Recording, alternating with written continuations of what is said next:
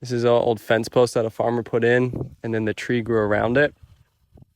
It's a little hardwood fence post. There's a bunch of rocks and dirt he packed around it to keep it upright, which is annoying to cut through. One of the trees out of the 5 grew around this barbed wire, rusted some of it out. You can see it's caused this really dark blue and black rust stain. Yeah, before we touched it, you can see photos of the root burl. There's 5 camphor trees growing together at this property in Cooper's Chute. Pulled it out, and we've just been working our way milling down it.